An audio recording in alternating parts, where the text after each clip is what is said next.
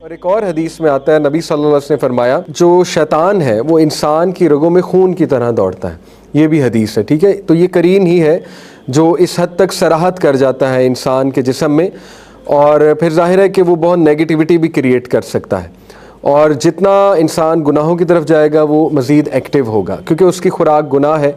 तो इंशाअल्लाह यही कोशिश करनी चाहिए कि खुदा न खास्ता अगर गुनाह हो भी गया, देखें एक चीज़ को आप पकड़ लें, ज़िंदगी की रूटीन बना लें कि खुदा न खास्ता अगर कोई गुनाह हो गया तो फ़ौरन अच्छा अमल कर लें कोई। इसको आप इंशाल्लाह अपनी ज़िंदगी का हिस्सा बना लें, क्योंकि नबी सल्लल्लाहु अलैहि वसल्लम ने फरमाया जब इंसान गुनाह करता है उसके दिल पे एक काला धब्बा लग जाता है, और अगर वो कोई अच्छा अमल नहीं करता, वो काला धब्बा या रिपेंट नहीं करता, वो बढ़ जाता है, यहाँ तक कि पूरे दिल को काला कर देता है। तो इंशाल्लाह ये कि बंदे से कोई ख़ता हो गई खुदा न खास्ता, तो वो फ़ौरन से 2 नफल पढ़ ले और वो अल्लाह से तौबा करे, इस्तग़फ़ार करे, ठीक है। लेकिन ये कि सच्ची तौबा करे कि उस तरफ रिटर्न ना हो। तो यही तरीका है करीन को जो है वो डाउन करने का। जितने आपके अज़कार स्ट्रॉन्ग होंगे, जितने आपके इंशाअल्लाह ताला नेकियां होंगी, उतना वो वीक होगा। और ज़ाहिर है कि फिर जितना वो वीक है उतने वसवसे इंशाअल्लाह ताला कंट्रोल होंगे। ये वो दुआ है, औज़ु बिल्लाहि समीइल अलीम मिनश्शैतानिर रजीम मिन हमज़िही व नफ़ख़िही व नफ़्सिही। I seek refuge in Allah, the all hearing, all knowing, from Shaitan the outcast and from his whispers, his blowing and his nafs. आपको पता है कि कुछ स्कॉलर्स ने ये जो है मिन हमज़िही व नफ़ख़िही व नफ़्सिही, इससे कुछ स्कॉलर ने उसकी सिंगिंग भी मुराद ली है। नबी सल्लल्लाहु अलैहि वसल्लम ने बाकायदा हदीस में आता है ना कि शैतान अपनी आवाज़ से मुतासर करता है लोगों को, तो आवाज़ का से मुराद है सिंगिंग। तो उसकी सिंगिंग से भी पनाह मांगी गई है, शैतान की सिंगिंग से। तो आज की सारी म्यूज़िक इंडस्ट्री शैतान की सिंगिंग है, ठीक है। तो वो सिंगिंग से वसवसे आते हैं, तो उससे भी पनाह जो है वो मांगी गई है। इसी तरह ये इतना स्ट्रॉन्ग, मैं आपको लिटरली पर्सनल ऐसे केस स्टडीज़ बता सकता हूँ जिनको मैंने ये ज़िक्र करने का कहा और they reported back to me कि बहुत फ़र्क पड़ा है वसवसों पे और OCD पे, और हमारे हालात बहुत चेंज हुए, ठीक है। ये ज़िक्र सुबह से शाम तक 100 बार कर लेना चाहिए, आइडियली सुबह ही कर लेना चाहिए 100 बार, ठीक है। अगर 100 बार नहीं हो सकता तो कोई इतना परेशान होने की ज़रूरत नहीं है, अपने सर पे सवार करने की ज़रूरत नहीं है, 10 बार कर लें, ठीक है, इंशाल्लाह। पॉइंट इस ज़रा गौर व फिक्र से करें। लेकिन जो इसको 100 बार करेगा, नबी सल्लल्लाहु अलैहि वसल्लम ने फरमाया, a shield will be created from him from Satan on the day till night. सवाल ही नहीं पैदा होता शैतान उसके करीब आए या शैतान उसको कोई तकलीफ़ पहुँचाए, ठीक है। तो ये बहुत पावरफुल ज़िक्र है, ला इलाहा इल्लल्लाह वहदहु ला शरीका लहु लहुल मुल्कु व लहुल हम्दु व हुवा अला कुल्लि शैइन क़दीर। ये नबियों का ज़िक्र है, हर नबी का ज़िक्र है ये, ठीक है, हदीस में आता है। तो आइडियली सुबह ही कर लेना चाहिए, और 10 मिनट लगते हैं, मैक्सिमम 10 मिनट, मैंने कैलकुलेट किया हुआ है बाकायदा, ठीक है। तो एक वीडियो भी है एक राकी की, एक स्कॉलर हैं तो राकी होता है जो स्पिरिचुअल हीलर होता है, एग्जॉर्सिज्म नहीं होता वो करने वाले। तो एक वीडियो है यूट्यूब पे, उसमें वो वाक़या सुना रहे अपना कि खातून पे जिन आया हुआ था। ज़ाहिर है पोजेशन हो जाती है, हमारा इस पे ईमान है, बड़ा रेयर होता है लेकिन हो जाती है। तो उस पर पोजेशन हुई थी बाकायदा। तो वो हाज़िर हो गया, जब उन्होंने कुछ आयात पढ़ी तो वो एकदम से मर्दाना आवाज़ में औरत बात करने लगी और बड़ी एग्रेशन में आ गई। तो उनके हस्बैंड भी साथ मौजूद थे, तो उन्होंने उससे कहा जिन से कि तुम अल्लाह के हुक्म से निकल जाओ। तो उसने आगे से एक बात की, उसने कहा मैं एक शर्त पे निकलूँगा कि मैं तुम्हारे अंदर आऊँगा, इसे छोड़ के मैं तुम्हारे अंदर आऊँगा। तो वो कहते हैं कि मैंने उसका ठीक है, नो प्रॉब्लम, आ जाओ। तो कहते वो खामद एकदम घबरा गया कि नहीं, अगर आप में आ गया तो आपका कौन इलाज करेगा, नहीं हमें इलाज नहीं करना आता, आप ये ना माने बात। उन्होंने कहा फ़िक्र ना करो, कोई ऐसी बात नहीं है। तो बहरहाल उसके बाद ना वो बहुत ज़्यादा, वो कहते हैं कि तकलीफ़ में था, as if he was under a lot of pain, the jinn. तो उन्होंने से पूछा आ नहीं रहे मेरे अंदर। तो उसने फिर कहा कि आज तुमने ये ज़िक्र किया हुआ, आज तुम प्रोटेक्टेड हो, यानी आज नहीं आ सकता मैं, क्योंकि तुमने 100 बार ये जिक्र किया हुआ है, अकॉर्डिंग टू द स्कॉलर। और जाहिर है ऑथेंटिक स्कॉलर है, तो आई होप सच ही बोल रहे हैं और इंशाल्लाह सच ही बोल रहे होंगे, ठीक है। इस तरह और बड़े वाक़यात हैं ऐसे। एक औरत है, I think Norwegian black magician, एक विच है, तो उसका उसी की लैंग्वेज में पूरा बयान है एक पॉडकास्ट में। वो बड़ा वायरल हुआ था वो क्लिप। रशियन है या नॉर्वेजियन है, आप सर्च करेंगे रशियन विच एक्नॉलेजेस के मुसलमानों पे ब्लैक मैजिक नहीं होता, इस तरह यूट्यूब पे लिखेंगे आ जाएगा, ठीक है।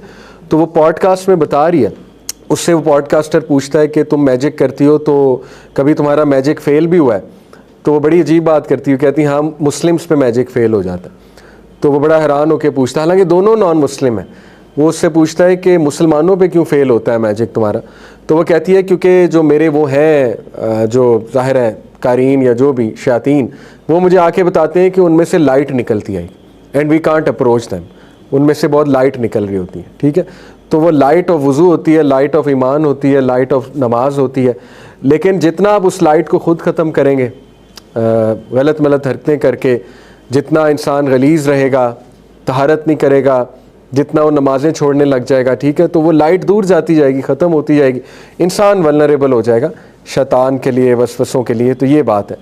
तो अब इसके कुछ देखें, अभी तो हमने डिस्कस किए ना रिलीजियस सोल्यूशन में पहला सोल्यूशन ये है कि अपने आप को काम डाउन करें। काम डाउन ऐसे करें कि वसवसे नेचुरल हैं, ठीक है, सबको आते हैं, और नबी सल्लल्लाहु अलैहि वसल्लम ने गारंटी दी है कि देखें अल्लाह ताला नहीं पकड़ेगा आपको वसवसों के ऊपर, तो काम डाउन। मिसाल के तौर पे जिस बंदे को ओसीडी है, खुदा ना खास्ता, बहुत ज़्यादा वसवसे आते हैं, वो तो नॉर्मल कैटेगरी से ही निकल गया ना, उस पर तो फ़िक ही और अप्लाई होगी, समझ रहे ना। जैसे एक शख्स जिसका दिमाग सही से काम नहीं करता, उसमें तो फ़िक के वो रूल सही से अप्लाई नहीं होते, तो उसको तो वैसे ही रिलैक्स करना चाहिए कि चलो लेट सपोज तुम्हारा वज़ू नहीं भी है, इंशाल्लाह अल्लाह कबूल कर लेगा, ठीक है, क्योंकि एक्सट्रीम केस है ना, तो उसको तो ऐसे भी रिलैक्स करना चाहिए। तो बाकी एक और सलूशन औज़ बिल्लाह, ये जो दुआ है ये पढ़ें, फिर ला इलाहा इल्लल्लाह वहदहु ला शरीका लहू ये पढ़ें। और एक और इस्लामिक सलूशन ये कि देखें थोड़ा सा पॉजिटिव थिंकिंग, अल्लाह से ये दुआ भी करनी चाहिए और एक्सेप्टेंस की तरफ भी आना चाहिए ना। एक्सेप्टेंस यही है ना कि ठीक है, देखो अल्लाह ताला ने मुझे इतनी नेमतें दी, बदले में अगर ओसीडी है भी तो कोई बात नहीं, अल्लाह के लिए बर्दाश्त करूँगा, अल्लाह के लिए बर्दाश्त करूँगी। तो मैंने आपको बताया था ना, अक्सर एक्सेप्ट करने से अल्लाह ताला की रहमत आ जाती है, मसला हल हो जाता है। जैसे वो मैंने आपको गाँव का वाक़या सुनाया था ना, वो सैलाब आया हुआ था, मेरे जो एक दोस्त हैं उन्होंने सुनाया, उनके गांव में सैलाब आया हुआ था, तो सारे परेशान थे कि यार नुकसान बहुत हो गया। तो एक बाबा जी ने एक सेंटेंस कहा कि देखो जी, अगर अल्लाह की यही रज़ा है कि हम डूब के मरें तो हम डूब के मरेंगे अल्लाह को राज़ी करने के लिए। तो वो कहते हैं कि वो जब उन्होंने ये जुमला बोला तो सैलाब टल गया। इसी तरह कई लोग की मैंने खुद स्टोरी सुनी कि औलाद नहीं हो रही थी, जब ये सेंटेंस अटर कर दिया कि अल्लाह ठीक है, अगर आपकी यही मर्ज़ी है, मैं राज़ी हूँ आपकी रज़ा में, तो औलाद हो गई, अगले ही साल अल्लाह ने औलाद दे दी। तो इसलिए कभी कभी एक्सेप्ट करने से मसला हल हो जाता है। तो मसला ना हल हो लेकिन अल्लाह की तरफ से स्ट्रेंथ ज़रूर आ जाएगी, अल्लाह को प्यार आएगा आप पे, ठीक है। अल्लाह ताला यानी कहेगा कि मेरा बंदा जो है मेरे लिए तकलीफ़ झेल रहा है, तो अब अल्लाह का ज़िम्मा है। आपको पता है अल्लाह ताला जो है, अल्लाह ताला पे किसी का ज़िम्मा नहीं है कि वो अल्लाह उसकी मदद करे, क्योंकि अल्लाह असमद है, इंडिपेंडेंट है। अल्लाह जो है उसको कोई नहीं क्वेश्चन कर सकता। लेकिन कुरान में अल्लाह ने बताया कि मोमिनीन की मदद करना मेरा ज़िम्मा है, ये अल्लाह ने कुरान में बता दिया, ठीक है। यानी अपने आप को अल्लाह ने कहा है कि मोमिन, मेरा बंदा जब मुझसे मदद मांगेगा तो मैं उसकी मदद करूँगा। जैसे एक सहाबी थे, देखिए ईमान की हलावत जब बंदा चख ले, मज़ा चख ले ना, और ईमान एंटर हो जाए, इसीलिए बड़ी इंटरेस्टिंग बात मैं आपको एक बताता हूँ, बड़ा इंटरेस्टिंग पॉइंट है। सब्र और नमाज में मदद पकड़ो, वस्ताइनु बिस्सब्री वस्सलाह, और बेशक ये मुश्किल है, सब्र और नमाज मुश्किल है, इल्ला अलल खाशीन, सिवाय उनके जो खाशीन है, खशियत वाले हैं, ठीक है। इससे पूरी एक दावा स्ट्रेटजी भी डिफ़ाइन होती है, कुरान में कितनी गहराई है। देखें जनरली स्पीकिंग नमाज और दीन मुश्किल है, जनरली स्पीकिंग, ठीक है। क्यों मुश्किल है? क्योंकि अगर आपके दिल में अल्लाह की मोहब्बत नहीं है, खशियत नहीं है, ईमान नहीं है, तो you want make sense of that thing, तो आप क्यों करेंगे? समझ लग रही? इस सेंस में मुश्किल बन जाएगी चीज़ कि आपको जब ईमान ही नहीं कि नमाज मैंने क्यों पढ़नी, तो आप क्यों पढ़ेंगे, फिर मुश्किल हो जाएगी। लेकिन अगर आप में खशियत है, अल्लाह का तारुफ सही से, अल्लाह की मोहब्बत है, अल्लाह की मार्फत है, आपके लिए नमाज बहुत आसान हो जाएगी, बहुत, बल्कि आपको लुत्फ़ आने लगेगा। आपका दिन नहीं गुजरेगा नमाज पढ़े बगैर, आपको चैन नहीं आएगा नमाज पढ़े बगैर। साबित क्या हुआ कि सबसे पहले किसी को दावत देनी है, अल्लाह की तरफ दावत दें, अल्लाह की मार्फत कराएं उसे। देखें आपने किसी को अल्लाह के करीब लाना है ना, नमाज के करीब लाना है, अल्लाह की बातें करें उससे, उसको रियलाइज़ करवाएं अल्लाह तुम्हारे साथ कितना जेनरस है, अल्लाह तुम्हारे साथ कितना लीनियंट है, अल्लाह ने तुम्हें कितना कुछ दिया हुआ है। आप देखें वो खिल उठेगा, वो इंसान, उसका जो डेड हार्ट है वो ज़िंदा हो जाएगा, क्योंकि अब उसके हार्ट को रब्बुल आलमीन अपने क्रिएटर का मैसेज जा रहा है। तो फिर आप देखिए उसके लिए दीन पे अमल करना आसान हो जाएगा। ऐसे ही तो सहाबा के ऐसे वाक़यात हमें बहुत अजीब लगते हैं, लेकिन ये वाक़यात रियल हैं, और ये इसलिए इस तरह के वाक़यात मिलते हैं सहाबा के क्योंकि ईमान की लज्जत चख ली थी उन्होंने। एक सहाबी ने दुआ की कि अल्लाह कल मैं दुश्मन का मुकाबला करूं और मैं उन्हें शिकस्त दूं।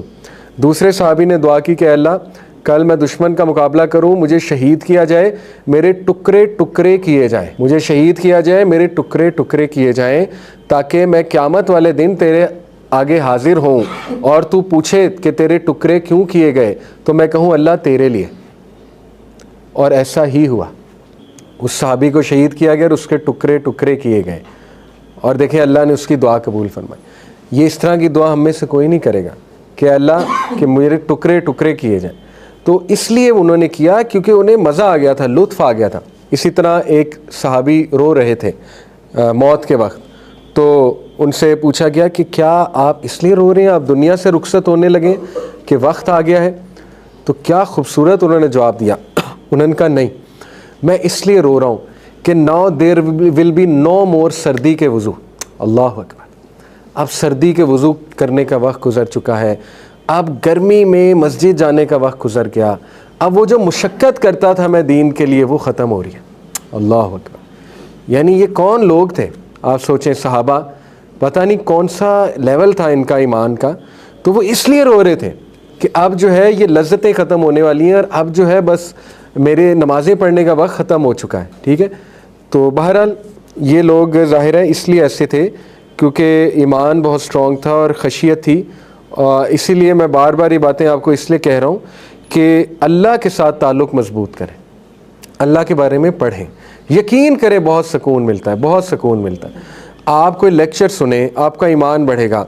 कुरान मजीद जाकर खोलें, उसका तर्जमा पढ़ें, इंशाल्लाह बहुत सुकून मिलेगा। तो कुछ बस 5 मिनट में साइकोलॉजिकल कुछ सॉल्यूशंस देखते हैं। दीनी सॉल्यूशंस मैंने लास्ट जो आपको बताया वो है पॉजिटिव थिंकिंग, कि देखिए अल्लाह के लिए कबूल करना भी सीखें कि क्या हुआ, मैंने क्या किया ऐसा अल्लाह के लिए कि मेरी लाइफ परफेक्ट हो। सोचना चाहिए, यानी मैं अल्लाह का हूँ, अल्लाह जो चाहे मेरे साथ करे। OCD है, कोई बीमारी है, अल्हम्दुलिल्लाह, लेकिन आफ़ियत मांगे। अल्लाह बहुत प्यार करने वाला है आपसे। अल्लाह के सामने अपनी तकलीफ़ बयान करें और ज़रूर अल्लाह राहत भी देगा। ठीक है, अन्नी मस्सनी ज़ुर्रु व अंता अरहमुर राहिमीन, हज़रत अय्यूब अलैहिस्सलाम की दुआ है। तो देखें उन्होंने कितने प्यार से, कितनी शिद्दत से, कितनी तकलीफ़ में अल्लाह को कहा कि अल्लाह मैं बड़ी सख्त तकलीफ़ में हूँ, व अंता अरहमुर राहिमीन, लेकिन आप सबसे ज़्यादा रहम करने वाले हैं। तो अल्लाह कहते हैं हमने उसको निजात दी उस तकलीफ़ से।